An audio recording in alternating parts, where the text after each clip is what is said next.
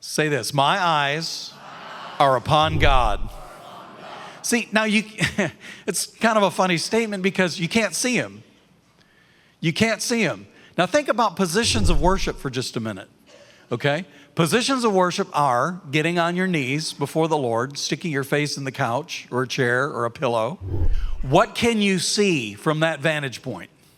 In the natural, nothing. In the spirit, everything. And that's the point. That's the point. You are shutting out every distraction and focusing only on God.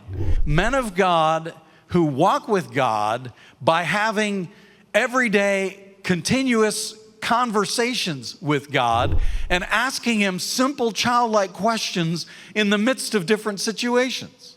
God, what do you think about that? God, how do you feel about that? God, what do you say about that? I was in this situation and I didn't know what to do. And I said, God, what do you think about this? Or I was looking at this and I said, God, what is your opinion on this? And God said, and this walking with God mode of faith that I think we're all coming up into in a whole new dimension. If all we do is wait for a crisis before we get to that point, you know, it's like many times in movies, you know, it's coming up to the climax and the crisis and the situation and it's getting out of hand and they say, all we can do now is pray. And I go, what?